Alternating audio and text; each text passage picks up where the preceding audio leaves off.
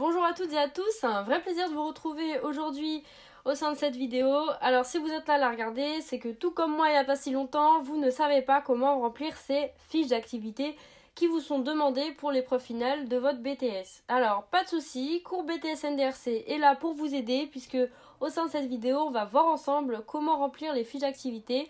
Donc là on va étudier particulièrement la première fiche d'activité de l'épreuve E4 qui s'intitule Relations clients et négociation vente. Alors, au sommaire pour cette vidéo, dans une première partie, on va voir ensemble la présentation de l'épreuve. Ensuite, on verra explicitement son déroulement. Et pour finir, la partie que vous attendez toutes et tous avec impatience, comment remplir les fiches d'activité.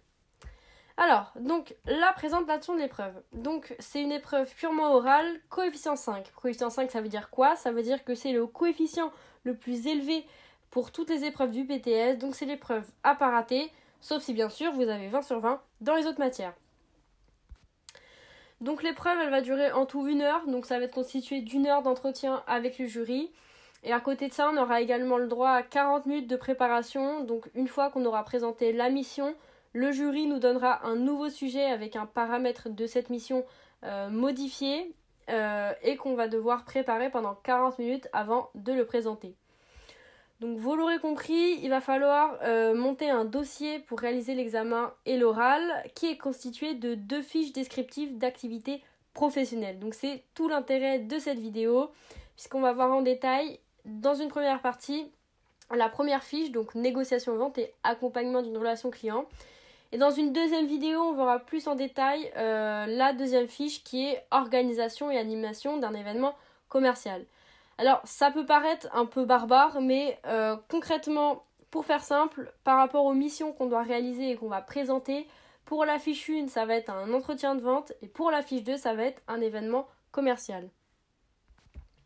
Donc maintenant, on va voir le déroulement de l'épreuve. Alors, donc comme rappelé, on aura 40 minutes de préparation pour se préparer à la modification que le jury aura fait et donc à la simulation qu'il va falloir présenter. Donc dans l'entretien d'1 heure, on a quoi? On a premièrement 10 minutes pour présenter l'activité sur laquelle on a fait la fiche. Donc ça va être le jury va décider au hasard sur quelle fiche on va tomber. On aura la modification. Donc suite à ça, on aura 10 minutes d'entretien avec le jury dans une première partie pour savoir s'il y a des questions, dans une deuxième partie pour savoir si nous, on a bien compris la simulation et pour répondre aux questions du jury. Donc en gros, après ces 20 minutes premières là, on a le droit à 40 minutes pour se préparer. Suite aux 40 minutes, on a les 20 minutes où se passe la simulation.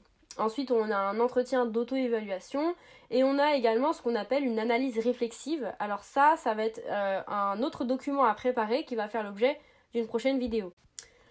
Enfin, les 20 dernières minutes de l'entretien de vente, ça va porter sur la présentation de la dernière partie de la fiche qu'on va voir plus loin dans la vidéo qui s'intitule « Exploitation et mutualisation de l'information commerciale ».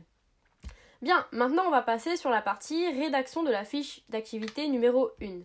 Alors la fiche d'activité numéro 1, comme on l'a vu, c'est négociation vente et accompagnement d'une relation client. Donc par rapport à ça, il va falloir réaliser des missions. Alors en plus de réaliser un entretien de vente, qui est finalement la finalité et ce sur quoi on va être évalué lors de cette mission, il faut également réaliser une action de prospection, donc une campagne de prospection par téléphone, par mail ou en physique. Puisqu'en fait, donc les types de campagnes, on l'a vu en cours et c'est pour ça qu'on va être évalué sur notre capacité à réaliser une action de prospection et à l'évaluer. Donc on retient 2 missions à réaliser pour la fiche 1, une action de prospection et un entretien de vente. La fiche comporte 5 parties. Cadre de l'activité, analyse de l'activité, déroulement de l'activité, ciblage et prospection et enfin exploitation et mutualisation de l'information commerciale. Ce qu'il faut savoir, c'est que les 4 premières parties de cette fiche vont être présentées lors des premières 10 minutes de l'entretien de vente. A l'inverse, la dernière partie de la fiche, exploitation et mutualisation de l'information commerciale, va être présentée lors des 20 dernières minutes de l'entretien de vente. Donc maintenant, c'est parti, on attaque la première partie de la fiche qui s'intitule « Cadre de l'activité ».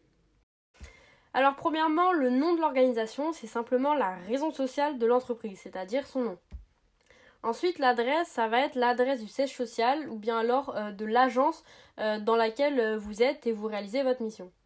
Le type de structure, c'est simplement le statut juridique de l'entreprise. L'offre commerciale, ça va être les produits et les services qui sont commercialisés par votre entreprise. Alors attention, il ne faut pas indiquer la globalité de l'offre commerciale que commercialise votre entreprise. Il va simplement falloir mettre les produits ou les services que vous, en tant que commercial, vous vendez. Pourquoi ? Parce que si vous mettez le panel d'offres commerciales, le jury, lorsqu'il va modifier son paramètre, peut vous demander de présenter un produit sur lequel du coup vous n'avez aucune connaissance. Donc le but c'est de simplement mettre les produits et les services que vous maîtrisez. Sinon vous allez vous faire avoir. Le type de client c'est simplement la segmentation de la clientèle. Donc B2B, B2C ou B2G. Alors B2G c'est business to government, en fait c'est simplement les administrations ou les collectivités locales. Les méthodes de vente, alors ça on l'a vu en cours, il y en a deux. C'est soit la vente dite différée, donc c'est la vente par internet, par téléphone ou par catalogue. Ou alors la vente directe ou immédiate, c'est lorsque c'est une vente réalisée en magasin, en drive ou bien en libre service. Bien, maintenant la partie analyse de l'activité. Alors, il y a la date, donc la date c'est simple, c'est la date de l'entretien. Le lieu de l'activité, ça va être le lieu de la mission. Où est-ce que vous avez réalisé votre entretien. Alors, historique problématique, ça va être en fait faire le lien entre l'analyse de l'environnement d'une part et votre problématique d'autre part.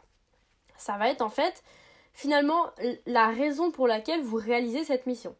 Alors ça peut paraître un peu abstrait, mais je vais vous donner un exemple très concret. Admettons que vous avez réalisé une étude de l'environnement de votre entreprise et vous vous apercevez que vous avez une perte de part de marché. Donc pour pallier à cette menace, vous allez mettre en place une mission pour, par exemple, augmenter le nombre de ventes ou bien alors le pourcentage de chiffre d'affaires sur le mois suivant. Donc il va bien falloir mettre en exergue lors de l'annonce de la problématique que votre problématique a des objectifs quantifiés sur une période donnée. C'est-à-dire, je m'explique, votre problématique, ça va pas seulement devoir être du genre augmenter le chiffre d'affaires. Il faut préciser la quantité, donc un objectif quantifié, et sur une période. Donc là, ça va être pour pallier à la menace de perte de part de marché, je fais cette mission nanana pour augmenter le chiffre d'affaires de 15% sur un an. Voilà, donc ça c'est une problématique qui est bien structurée pour le jury. Ensuite, les acteurs concernés, ça va simplement être les individus qui vont être concernés par la mission, c'est-à-dire vous, tout simplement, l'interlocuteur qui va se présenter pour l'entretien de vente, donc en fait votre client, et puis au choix un accompagnateur, votre collègue ou votre tuteur. Ensuite, alors les objectifs opérationnels. Alors en fait ça va être simplement les objectifs de la mission. Rappelons-le, on le répète jamais assez, il y a les objectifs quantitatifs. Donc par exemple une vente de 5 contrats, augmentation du pourcentage ou alors augmentation des ventes de tel pourcentage. À côté de ça, on a également les objectifs dits qualitatifs. Par exemple, donc qui ne peuvent pas être quantifiés en fait par des valeurs numériques, mais ça va être par exemple augmenter la notoriété de l'image, améliorer la notoriété de l'entreprise, voilà. Pensez également que les objectifs ils doivent être réalisables. Alors pour ça, on va s'aider d'outils qui s'appellent l'outil SMART. C'est que les objectifs ils sont spécifiques, mesurables, ambitieux, réalisables, avec une délimitation dans le temps. Donc c'est pour ça, ne mettez pas une tonne d'objectifs, ça sert à rien, puisque ça doit quand même être cohérent avec la mission et forcément réel. Donc maintenant on passe à la partie de la fiche qui s'appelle déroulement de l'activité. Donc le déroulement de l'activité, dans la première partie, la partie phase, il y a beaucoup d'éléments à mettre, mais en fait c'est pas sorcier, simplement il va falloir relater les différentes étapes de l'entretien de vente qu'on est censé avoir vu en cours. Donc je vous les remets quand même parce que c'est important de les expliciter. On a la phase de contact, de découverte, d'argumentation, traitement des objections, proposition négociation, conclusion, prise de congé et suivi. Alors, je vais quand même expliciter avec vous certaines étapes de l'entretien de vente puisqu'il est nécessaire de faire apparaître sur la fiche le détail de certaines étapes de l'entretien de vente. Donc on va commencer avec la phase de découverte. La phase de découverte, c'est quoi? Ça va être dans un premier temps le questionnement. Le questionnement dans quel but? Dans le but de découvrir et d'identifier les besoins du client. Donc on va se servir de quoi? On va se servir de plusieurs types de questions. Donc ça encore, la typologie des questions, on l'a vu en cours, donc les questions ouvertes, alternatives, fermées, etc. À côté du questionnement, on a également ce qu'on appelle le plan de découverte. Alors le plan de découverte, donc ça va nous permettre donc forcément d'identifier le rôle, la fonction de l'interlocuteur, ses besoins, ses projets, mais également très important, ses motivations et son profil. C'est-à-dire quels arguments le client va être sensible à quel type d'argument. Et ça dépend de son profil qu'on va identifier grâce à l'outil Soncase. Donc je rappelle, c'est sécurité, orgueil, nouveauté, confort, argent, sympathie, écologie. Donc le but avec le plan de découverte, c'est d'identifier à quels arguments le client il va être sensible. S'il est sensible aux arguments de la sécurité ou de la nouveauté ou du confort. Et en fonction de ça, on va bien pouvoir mettre en exergue les avantages du produit, transformer donc en arguments pour amener le client à acheter le produit. Voilà, donc le Soncase, c'est très important à mettre en exergue dans la fiche puisque c'est un élément de cours très important dans l'entretien de vente. Donc ensuite, on a l'argumentation. Donc c'est dans cette étape-là qu'on va monter ce qu'on appelle un argumentaire de vente. Alors dans l'argumentaire de vente, on a ce qu'on appelle la matrice CAP-Soncase. Alors qu'est-ce que c'est? Et qu'est-ce que ça veut dire? Alors CAP, c'est caractéristiques, avantages, preuves. Et pourquoi on associe le Soncase avec? Puisque dans les avantages, on va faire apparaître des avantages qui sont en rapport avec le profil du client, donc celui qu'on a identifié dans l'étape précédente. Donc d'abord, on a les caractéristiques du produit ou du service, les caractéristiques techniques, commerciales, entreprise. Ensuite, on a les avantages à faire paraître en fonction des besoins du client pour le convaincre d'acheter le produit, puisqu'en fait, il va être sensible à certains types d'arguments. Enfin, on a les preuves, donc qui peuvent être des preuves matérielles ou des preuves immatérielles issues par exemple de l'expérience du client. Donc tout ça, ça va constituer notre argumentaire de vente et sur ce quoi on va s'appuyer pour convaincre le client d'acheter le produit. Ensuite, on a la phase de traitement des objections. Donc là, on va mettre en place un outil qui s'appelle la matrice de traitement des objections. Alors c'est quoi? En fait, ça va déjà nous permettre d'identifier le type de l'objection. Donc je rappelle, on l'a vu en cours, mais je vous fais un petit rappel. On a dans un premier temps les objections fondées, où l'offre finalement ne peut pas répondre aux besoins du client. Donc là, on va plutôt essayer d'esquiver l'objection ou de la reporter à plus tard pour se concentrer sur ce quoi on peut répondre. À côté de ça, on a le contraire, on a l'objection qui est non fondée, donc qui est issue d'une incompréhension du client, puisque finalement l'offre peut correspondre à son besoin. Donc là, on va mettre en exergue les avantages du produit et lui montrer en quoi il peut répondre à son besoin. Donc on peut également faire un tableau de ce type où on a le type de l'objection et la manière dont on va répondre à l'objection. Alors pourquoi? Parce qu'en fait, pour répondre à une objection, comme on l'a vu en cours, on a tout un plan d'étapes à suivre. Donc premièrement, on va devoir accepter et valoriser l'objection. Ensuite, on va devoir l'approfondir, c'est-à-dire chercher à savoir pourquoi est-ce que l'interlocuteur émet cette objection-là. Enfin, on a la réponse à l'objection, et donc là, on va émettre une technique particulière, donc les différentes techniques qu'on a vues en cours, encore une fois, boomerang, affaiblissement, compensation, témoignage, etc. Et ensuite, on va effectuer un contrôle de l'effet de réponse. Ça va être tout simplement de valider auprès du client le fait qu'on a bien traité son objection. Voilà, donc ça c'est un outil à créer qui est aussi également très important en matière de l'entretien de vente, c'est la matrice de traitement des objections. Ensuite, alors les outils mobilisés, alors c'est simple, c'est pas un gros mot, c'est simplement tous les outils qu'on a mobilisés lors de notre mission. Alors, j'en ai pas parlé pour l'instant, mais on peut également avoir les OAV, qui sont les outils d'aide à la vente, qui peut être tout simplement, par exemple, un PowerPoint de présentation qu'on va présenter lors de l'entretien de vente à notre interlocuteur. Donc, un support pour présenter notre offre. Donc, on a, comme on a vu, le plan de découverte, la matrice capson-case, la matrice de traitement des objections, les outils de concrétisation de la vente également, donc il peut être devis, bon d'achat, contrat.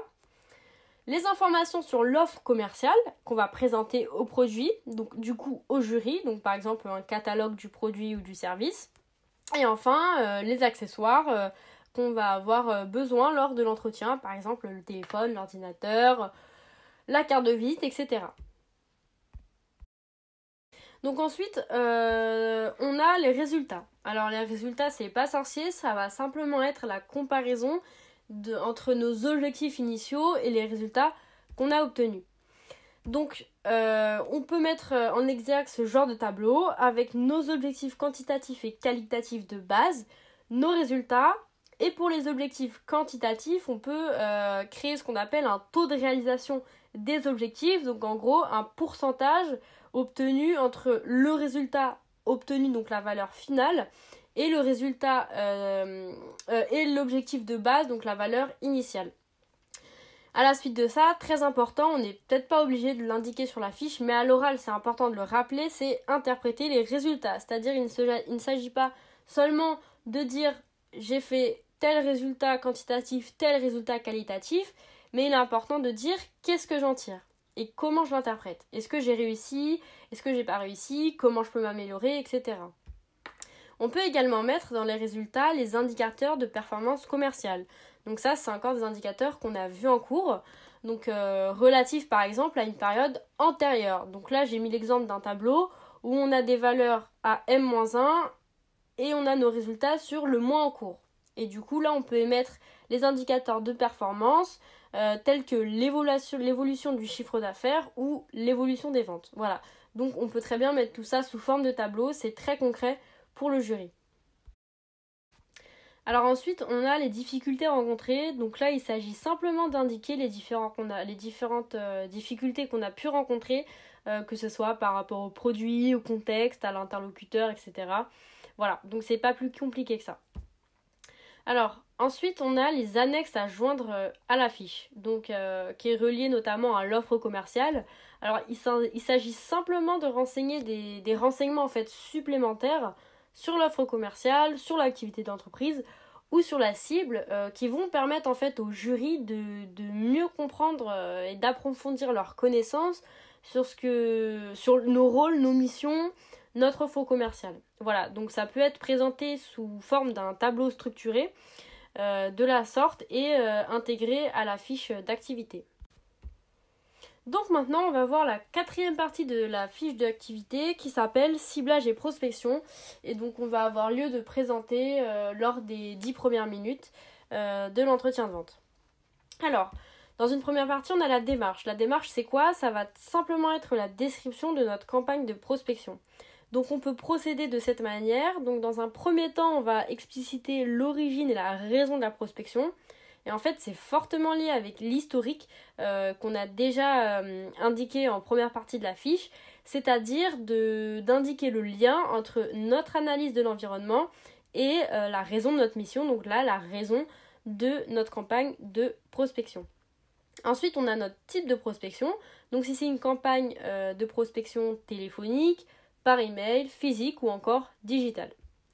Ensuite, on indique brièvement l'objectif principal de la prospection. On ne s'attarde pas trop dessus puisque les objectifs vont être explicités un peu plus loin. Ensuite, on indique simplement l'identification des cibles de notre action, donc notre action de ciblage, quelles vont être les entreprises, les clients qu'on a ciblés à travers cette action de prospection.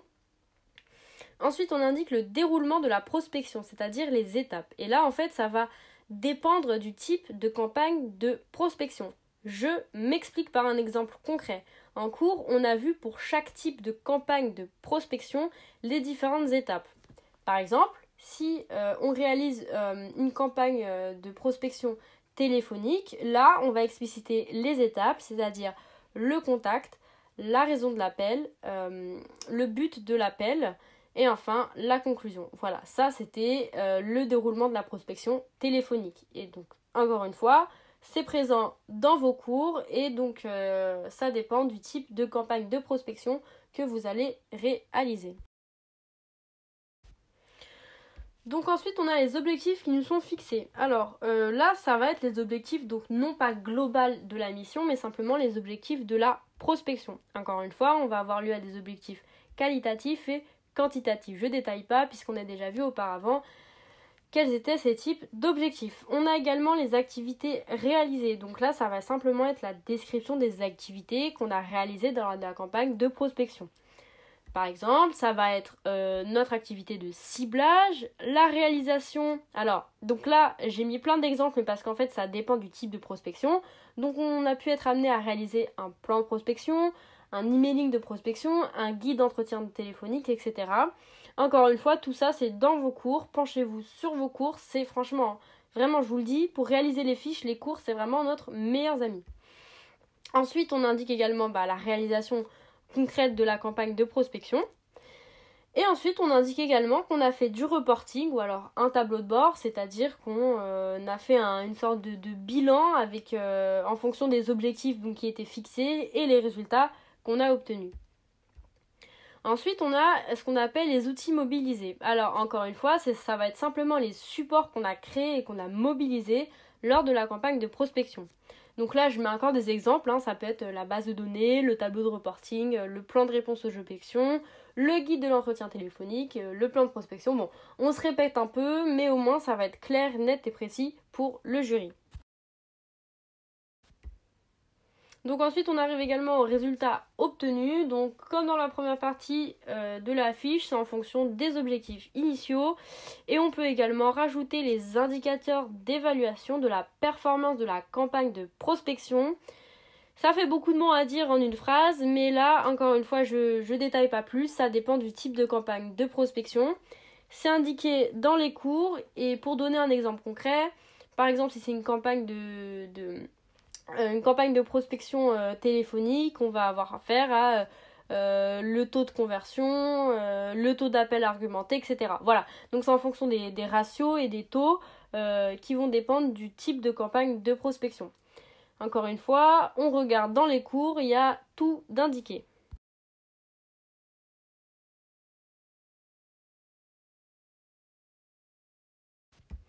Enfin, la dernière partie de la partie ciblage et prospection, ça va être le bilan réflexif. Alors, la première partie, ça va être les atouts et les points d'appui. Alors, on ne se complique pas la tête, ça va être simplement d'expliciter les points forts et les documents sur lesquels on s'est appuyé lorsqu'on a réalisé la campagne de prospection. Tout bêtement, ça peut être simplement votre base de données, puisqu'on s'est servi de cette base de données-là pour appeler les clients ou leur envoyer des mails pendant la campagne de prospection. Ensuite, on a les difficultés rencontrées. Alors là, je ne détaille pas plus, simplement vous indiquer les difficultés que vous avez rencontrées. Ensuite, on a proposition d'amélioration. Alors là, c'est en fonction des difficultés rencontrées. Vous allez indiquer des axes d'amélioration possibles et donc présenter des idées sur comment améliorer tel ou tel fait. Parce que vous avez rencontré des difficultés, parce que vous n'avez pas atteint vos objectifs. Voilà, donc ça varie, il faut juste indiquer que vous êtes capable de mener une réflexion par rapport à des résultats que vous avez obtenus. Alors ensuite, on arrive dans la dernière partie de la fiche, enfin, c'est la fameuse, celle que tout le monde voit flou, et moi aussi je voyais flou, mais vous inquiétez pas, en fait c'est pas si compliqué que ça, c'est la fameuse partie exploitation et mutualisation de l'information commerciale. Alors qu'est-ce qui se cache derrière ces termes ? Premièrement, on a une première partie qui s'appelle information sur le marché, client, secteur. Alors franchement, pas d'inquiétude, j'ai envie de dire c'est vraiment la partie la plus facile à remplir. On va simplement indiquer l'offre du marché, donc la concurrence directe et la concurrence indirecte, la segment de la clientèle du marché, notre structure du marché, si c'est, je sais pas moi, monopole, oligopole, etc. Et l'analyse quantitative du marché. On peut y mettre le taux d'évolution du marché, le chiffre d'affaires, la valeur du marché, le volume du marché. Bref, toutes ces infos, tous ces outils qu'on a essentiellement vus en cours. Voilà, c'est pas plus sorcier que ça.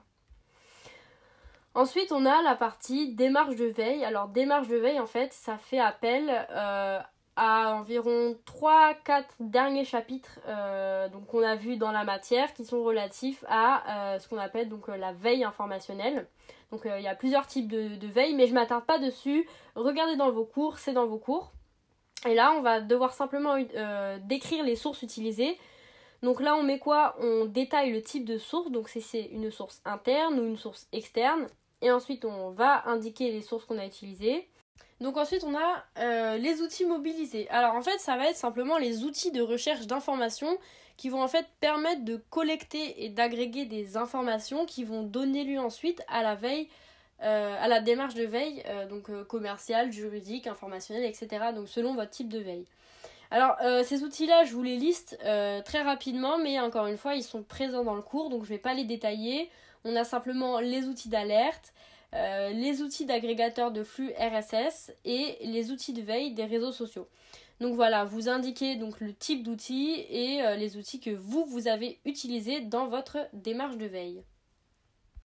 Enfin, on va passer à la partie la plus simple selon moi de cette fiche-là, c'est la partie contribution à l'expertise commerciale de l'organisation. Bien trop de mots pour peu de choses demandées. On va simplement vous demander de formaliser une analyse PESTEL, donc de l'environnement extérieur, c'est-à-dire l'environnement politique, économique, social, technologique, environnemental et législatif, et le SWOT. Donc vous savez, le couple menace-opportunité, force et faiblesse. Donc ce sont des outils, si vous avez déjà commencé à préparer les fiches, notamment E6, que vous avez déjà vu également en cours, donc concrètement, il ne faut pas se casser la tête. Pour cette partie-là, on demande juste de faire un pestel et faire un SWOT. Pourquoi? Parce qu'en fait, ça va juste démontrer de quelle manière on a réussi à exploiter l'information commerciale qu'on avait. Donc voilà, en résumé, il faut surtout s'appuyer sur le cours, puisque tous les éléments qu'on va faire paraître dans la fiche, il faut simplement puiser les ressources dans le cours et les coupler, on va dire, avec ce qu'on a réalisé pendant notre mission. Et il faut également, surtout, le plus important, c'est pas forcément d'avoir les bons résultats, d'avoir réussi la mission, mais c'est d'être capable, face au jury, de répondre aux questions suivantes. Quoi, pourquoi, comment et qui. Voilà. Donc c'est la fin de cette vidéo, j'espère que ça vous a plu, mais surtout que ça vous a été utile. N'hésitez pas à me dire en commentaire s'il y a des passages que vous n'avez pas compris, ou alors d'autres thématiques que vous aimeriez être abordées dans de prochaines vidéos. Et n'hésitez pas à nous suivre sur les réseaux sociaux et également à aller consulter notre blog. Voilà, un grand merci encore une fois et je vous souhaite une très bonne journée.